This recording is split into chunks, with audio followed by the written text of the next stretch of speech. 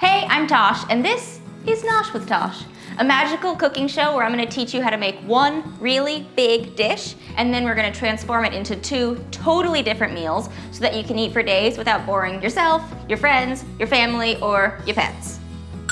Today we're gonna start with honey jalapeno black beans and turn them into fish tacos. Then we're gonna transform them into a super creamy black bean soup and chipotle black bean burgers. And at the end of each episode, we're gonna make a dessert that takes 5 minutes or less that you can make with no recipe at all. Oh, you wanna know who I am? That makes sense since I'm invading your living room. I'm Tosh, I'm a West Coast native.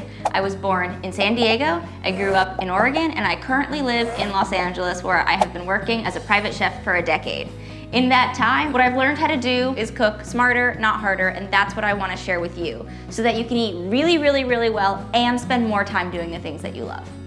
Let's cook.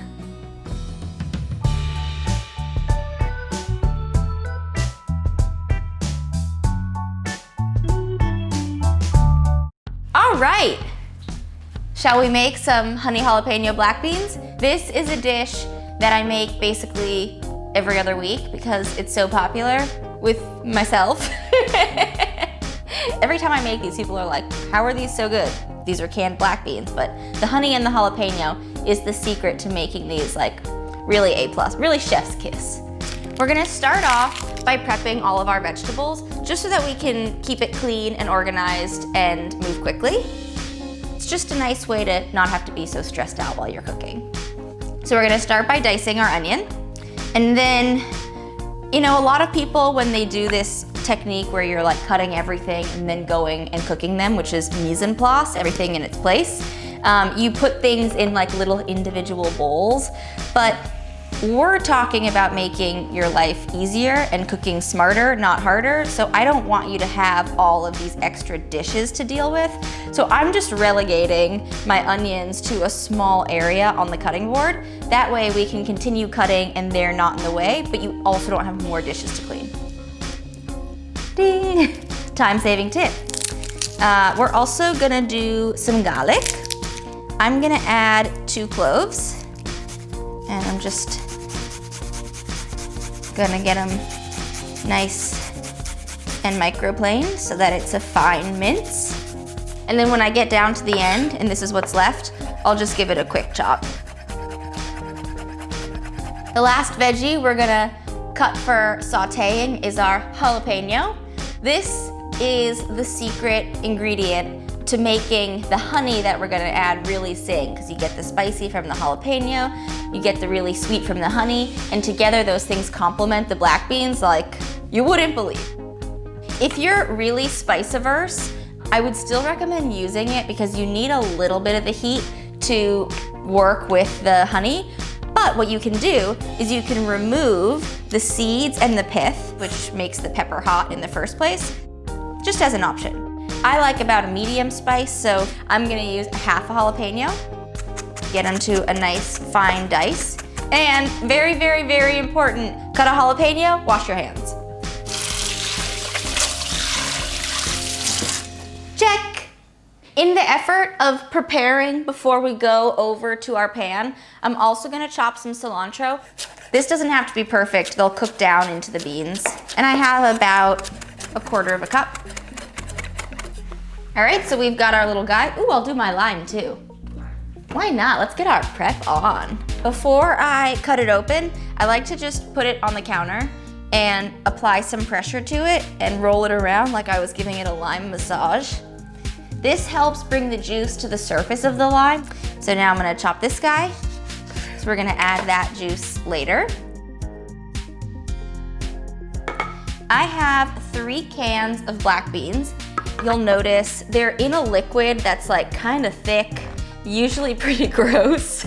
It's a combination of water, starch from the beans, and salt. So I always strain and rinse the beans. If I'm gonna add salt, I wanna add my own salt. I'm the boss. Beans. So I strain them, I rinse them, I shake them around. Eventually your liquid will run clear. I'm gonna meander over to the cooktop. I'm gonna set it over a medium heat.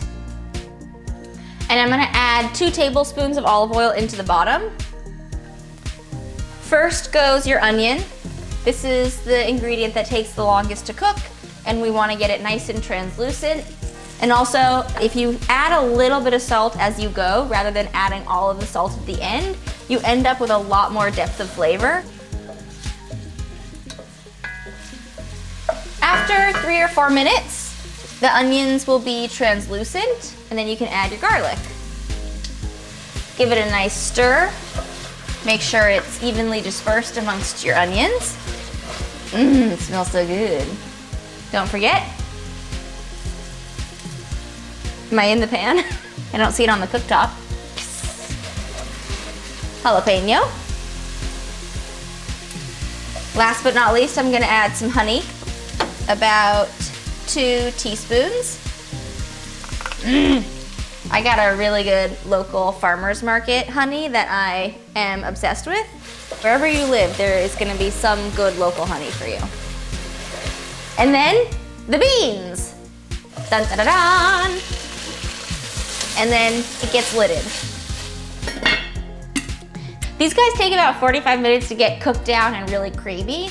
I like to stir them every 5 or so minutes just to make sure we're not getting, anything stuck to the bottom. And the more that you can stir and release the starch from the beans, the better your product. So like when you go in there to give it a stir, don't give it a wimpy little stir. I want you to really stir them, release the starches and get them sort of breaking down, and then lid. And in 45 minutes, we'll have your life-changing black beans. May I present to you beans? Beans, beans, the magical fruit.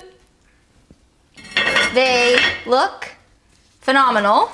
They're nice and creamy and rich. Big heavy beans.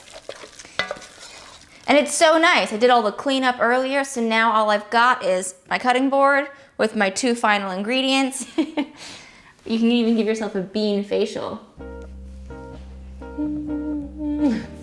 It's actually kind of nice. So finally, we're gonna add our cilantro, if you want. And as soon as it hits the hot beans, it'll sort of start to wilt down. We're gonna squeeze some fresh lime juice in. I love produce. And there you have honey, jalapeno, black bean.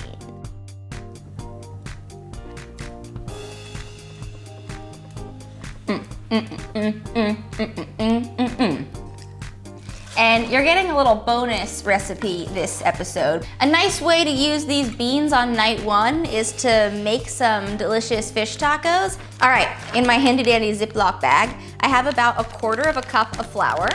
Just gonna add some salt to it, so it's seasoned.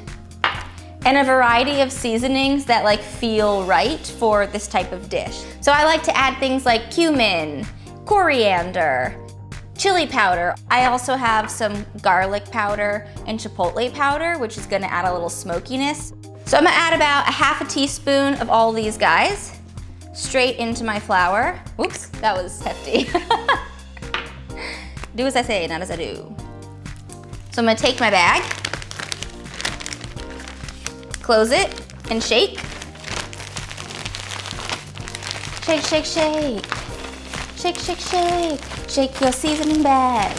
Shake your seasoning bag. And we're gonna toss in the fish. I have some sustainably farmed tilapia. Tilapia is nice because it's mild, it's inexpensive, it's easy to find.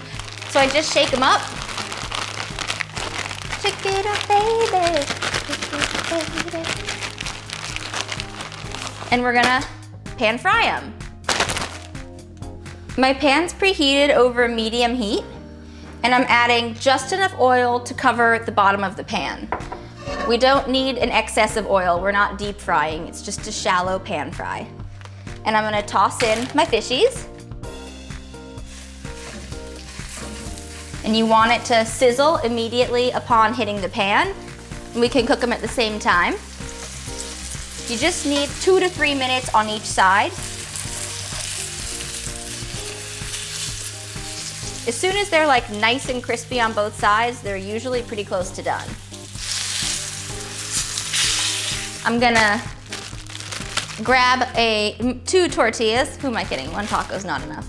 I'm gonna put them on the cooktop over the open flame just for like 10 seconds on each side. It'll kind of like loosen up the tortilla so they'll fold a little bit nicer, and we'll get some like beautiful char marks on them. Start with a layer of our black beans on the bottom. I always overstuff tacos, so warning, that's probably gonna happen. Toss a piece of fish into each taco. And then we'll just finish them with some salsa.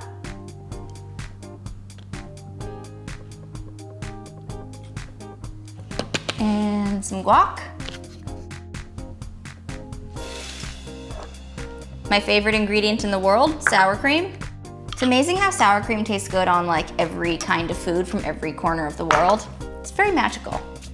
A little bit of lime juice and some fresh cilantro. And there you have your honey jalapeno, crispy, pan-seared whitefish tacos for night one.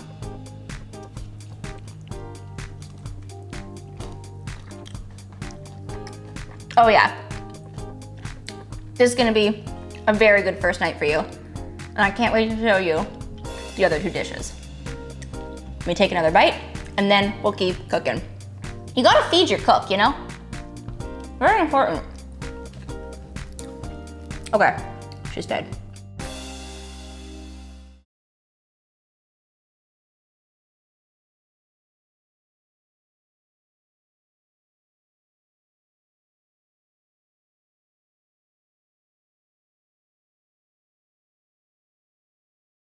This next recipe is insanely easy. We're gonna make a black bean soup out of the already super flavorful honey jalapeno black beans that we made just by adding 2 cups of your beans into a blender with 3 cups of stock. You could use chicken stock, vegetable stock, whatever you got.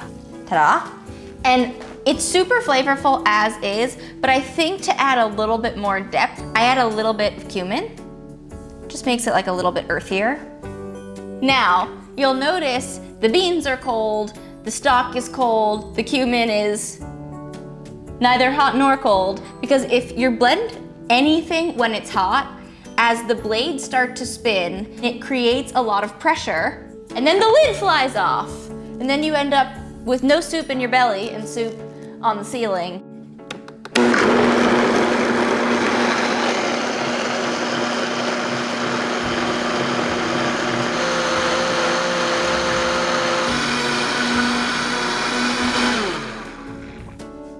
It smells good, even cold. So now you can heat it either in a pot, which is what I'm gonna do, or in the microwave. And this is my preferred texture, but if you like yours a little bit thicker, then you could just change up the proportions.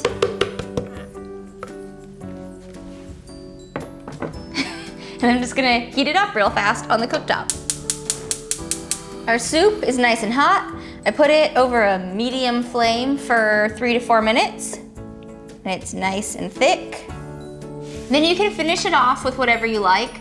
I like to use things I just have lying around. Because we used the cilantro and the lime in the beans the first time, I had extra of that lying around. So I'm gonna add some lime. And then also, I'm gonna add a little bit more sea salt. And I use sour cream on the tacos, so I also have some sour cream. Like I said, my favorite ingredient. Makes everything better. And then finally, I had some tortilla chips lying around, so I'm just gonna crunch them on top for some texture. I'll add a little fresh cracked pepper. Finish it with just a tiny bit of hot sauce. And there you have your black bean soup that we made using 3 ingredients with the leftover black beans in no time at all, and it's really good.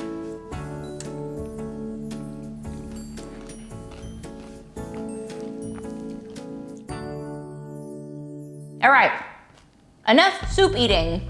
And now for my final trick of the day. I shall be transforming our black beans one more time into black bean burgers.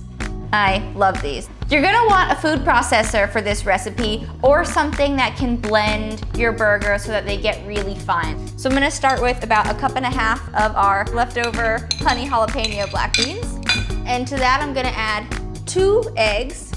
The eggs act as a binding agent so that they can hold together and not just be a pile of beans. Check that baby out. And just give a little once over after you add the eggs just to make sure you didn't get any shell in there. I certainly didn't. To the eggs, I'm gonna add panko breadcrumbs. This is just a Japanese breadcrumb, so this will add some good texture and help it get nice and crisp. A little bit of mozzarella cheese. You wanna make sure that you're using a low moisture one, otherwise it'll start to make the burger fall apart. And then we got a few more tricks up our sleeve. I have some cumin, garlic, and smoked paprika. Gonna add like a 1/2 teaspoon of all of them. Gonna add a little bit of mayonnaise as a binder. Cool sound. And chili and adobo. This is one of my favorite secret kitchen weapons. It has a really deep, delicious flavor. So I'm gonna add some of that into here too. And then we blend. I feel like this might be on backwards, but we're about to find out. Here. There we go.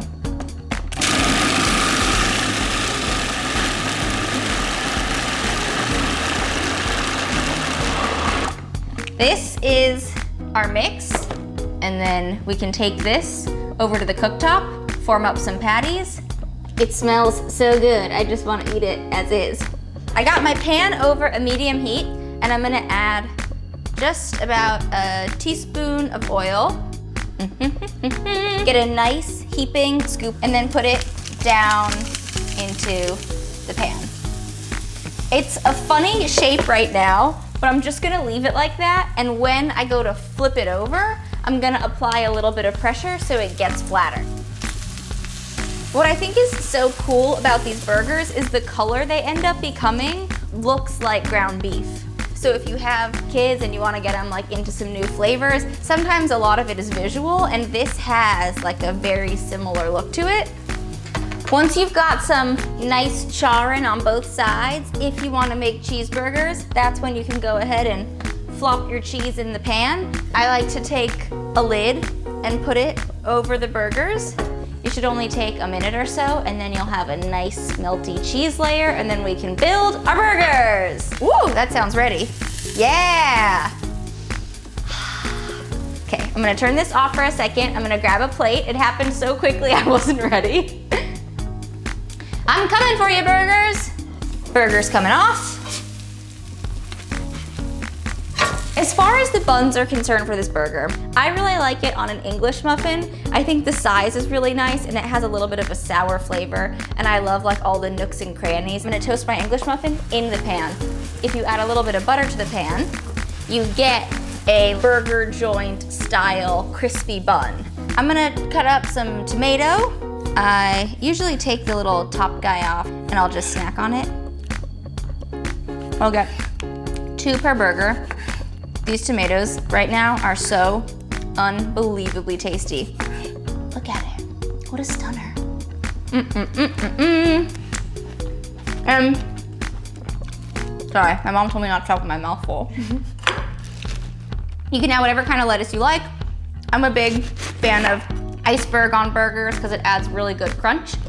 And then avocado. You know, if you can put an avocado on anything, I say, why the heck not? If you never know how to tell if an avocado is ripe, when you pull back your stem, it should be nice and green. This sort of like black color is an indication of an overripe avocado. Look how beautiful. See, that trick really works. Wow. Give them a quick little slice. And then if you want to put any mustard, ketchup, barbecue sauce down, whatever you're feeling, I'm gonna do spicy brown. And then on top of that, I'm gonna do a few pickles. Then we're gonna put on our burgers, followed by however you wanna do it. I'll do some lettuce. I'll do our juicy little tomatoes next. And finally, I'm gonna put a whole quarter of an avocado on each one because we deserve it. And then you have your beautiful black bean burger made out of the leftover black beans from our honey jalapeno black beans night 1 when we made fish tacos. Doesn't that look good? Camera, doesn't it look good?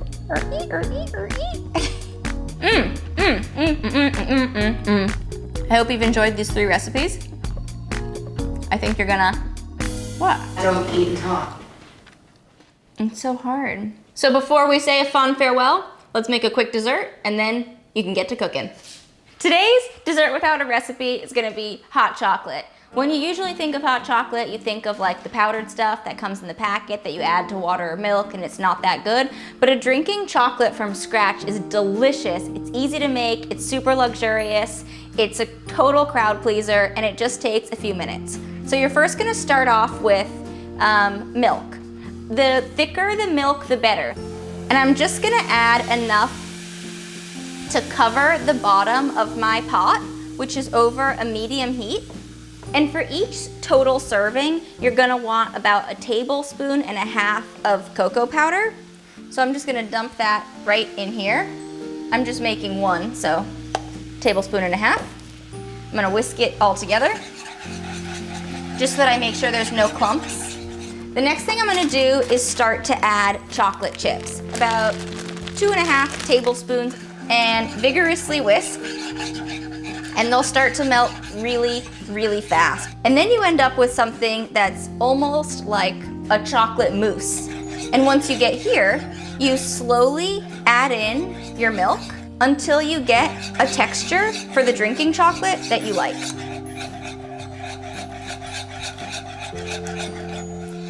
I'm using a bittersweet chocolate, a 60%, so it's nice and rich, but it also has enough sugar in it that you don't need to add any to this.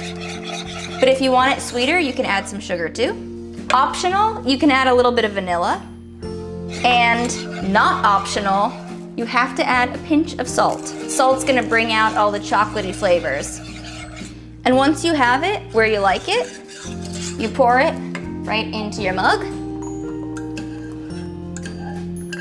So rich and creamy. And then you can finish it however you like. I like to throw a little whipped cream on top. And if you want to go all the way, I'll add a few mini marshmallows. And then as a little final flair, I'm gonna top it with a little bit of cocoa powder. And that's your dessert in under 5 minutes, an insanely rich, delicious, restaurant-y drinking chocolate that you can just drink and transport yourself wherever you want to be. A Swiss chalet, eating churros in Barcelona. I don't know, whatever your happy place is. At home, petting your dog. And don't forget, every single week on my Instagram account, I do a giveaway just for you. If you make the recipes we made today, which you were gonna do anyways, post them on Instagram, tag me at Nosh with Tosh, and you are eligible for prizes. Really good prizes, like a lot of my favorite kitchen tools, ingredients, and things like that. So I hope to see you on Instagram. If you have any questions ever, please reach out to me there. I am happy to help with whatever I can. I loved this. I hope you loved these recipes, and happy cooking. You guys are awesome. I'll see you later.